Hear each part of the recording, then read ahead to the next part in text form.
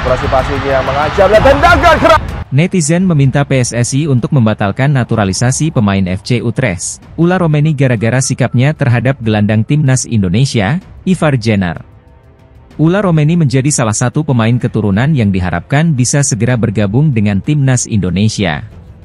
Pasalnya, timnas Indonesia akan bertarung di putaran ketiga kualifikasi Piala Dunia 2026 zona Asia mulai September mendatang.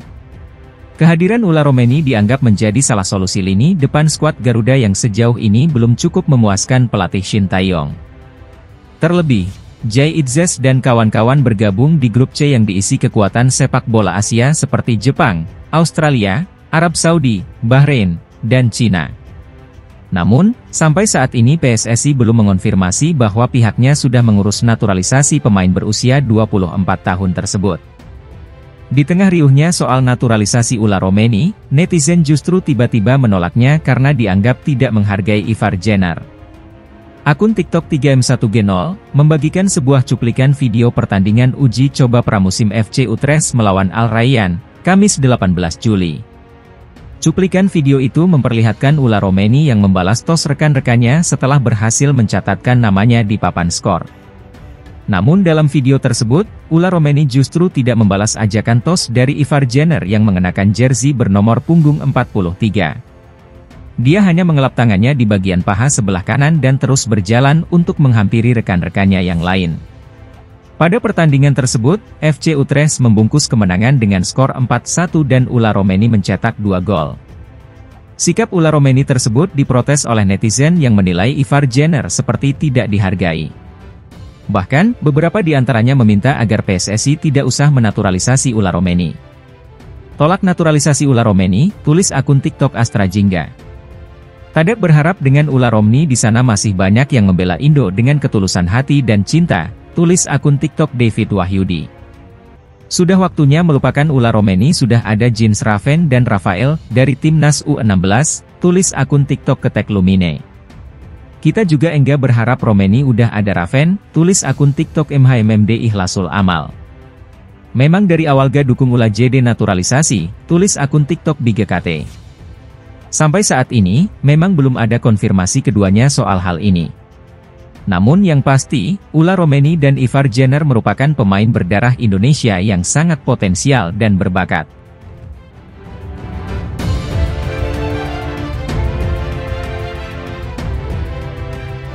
Pelatih timnas Indonesia, Shin Tae-yong, mengakui skuad Garuda menghadapi tantangan rumit saat berlaga di putaran ketiga kualifikasi Piala Dunia 2026 nanti. Ada 3 masalah rumit yang harus diatasi pelatih asal Korea Selatan itu. Timnas Indonesia masuk grup C kualifikasi Piala Dunia 2026 bersama Timnas Jepang, Timnas Australia, Timnas Arab Saudi, Timnas Bahrain, dan Timnas Cina. Grup C kualifikasi Piala Dunia 2026 dapat disebut sebagai grup neraka karena 3 negara adalah langganan Piala Dunia yang meliputi Jepang, Australia, dan Arab Saudi. Jepang 4 kali lolos ke babak 16 besar dalam 7 kali partisipasinya di Piala Dunia. Australia 2 kali melaju ke per-8 final selama 6 kali bermain di putaran final. Sementara, Arab Saudi sekali menembus 16 besar Piala Dunia dari 6 kali pengalamannya di Piala Dunia. Dari 18 peserta putaran ketiga kualifikasi Piala Dunia 2026 yang dibagi ke 3 grup, hanya juara dan runner-up grup yang akan lolos ke putaran final. Tim peringkat ketiga dan keempat bakal bermain lagi di putaran keempat kualifikasi Piala Dunia 2026 dan tim posisi kelima dan keenam bakal tersingkir. Apa sebenarnya 3 kerumitan yang dihadapi timnas Indonesia menjelang babak ketiga kualifikasi Piala Dunia 2026? Tak satu pun dari kami yang menganggap ini mudah. Tapi, menurutku semuanya berjalan baik. Jepang dan Australia berada di puncak, dan jika 4 tim di bawahnya saling bertarung, peluang akan terbuka, kata Shin Tae-yong kepada media Korea Selatan, Chosun. Shin Tae-yong menggarisbawahi 3 kerumitan yang mengadang timnas Indonesia. Kualifikasi ini adalah perpaduan kompleks antara stamina para pemain tim nasional, perbedaan waktu para pemain yang melakukan perjalanan dari Eropa, dan juga soal penerbangan. Pelatih harus mempertimbangkan segalanya. Sebuah rencana harus dibuat sesuai dengan kenyataan, imbuhnya. 6 tim di putaran keempat kualifikasi Piala Dunia 2026 akan disebar ke 2 grup. Masing-masing juara grup bakal mendapatkan tiket ke putaran final. Sedangkan peringkat kedua akan diadu di putaran kelima. Pemenang putaran kelima kualifikasi Piala Dunia 2026 zona Asia bakal bergabung dalam playoff antar konfederasi untuk memperebutkan 2 tempat tersisa di putaran final. Shin Tae-yong mengungkapkan bahwa Jepang dan Australia menjadi 2 kesebelasan dengan peluang paling besar di grup C kualifikasi Piala Dunia 2026. Menurut saya tidak masalah karena kami tidak menargetkan posisi 1 atau 2 di grup C kualifikasi Piala Dunia 2026, ujar Shin Tae-yong dalam YouTube Lee Kyung-kyu. Kami lebih baik melawan tim yang lebih kuat seperti tim peringkat 1 atau 2. Jika ada situasi saling mengalahkan, itu akan bagus. Jujur, di grup kami, Jepang dan Australia memiliki peluang tertinggi untuk lolos ke Piala Dunia 2026, ucap Shin Tae-yong.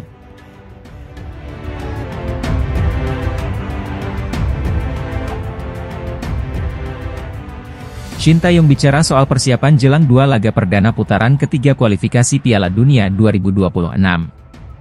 Timnas Indonesia bakal satu grup dengan Jepang, Australia, Arab Saudi, Bahrain, dan Cina di grup C.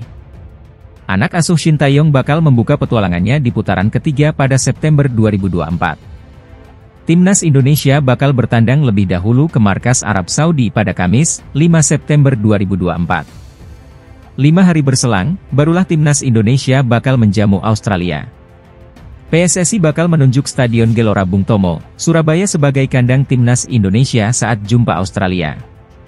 Saat putaran ketiga kualifikasi Piala Dunia 2026 digelar, kompetisi Liga Domestik, termasuk Liga 1 Indonesia sudah bergulir.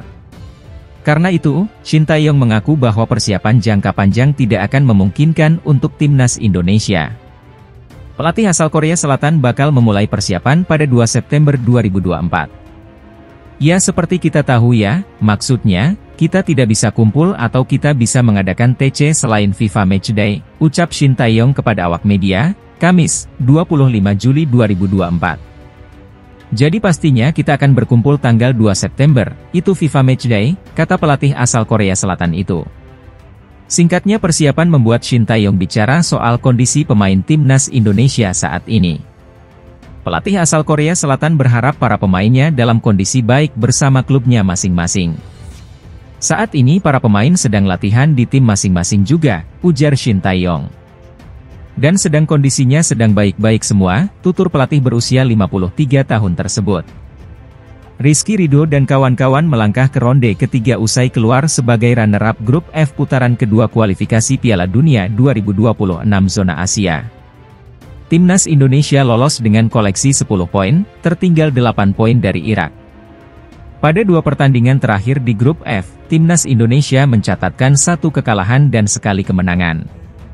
Timnas Indonesia dibekuk 0-2 oleh Irak di Stadion Utama Gelora Bung Karno, SUGBK, Senayan, Jakarta Pusat, Kamis, 6 Juni 2024. Kemudian, sukses menaklukkan Filipina dengan skor 2-0 di SUGBK, Selasa, 11 Juni 2024. Sementara itu, jadwal Liga 1 turut menyesuaikan dengan agenda Timnas Indonesia.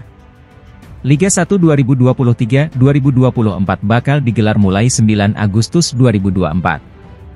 Liga 1 bakal libur saat agenda Timnas Indonesia berlangsung. Meski begitu, TC singkat bukanlah hal yang baru selama persiapan Timnas Indonesia di kualifikasi Piala Dunia 2026 zona Asia.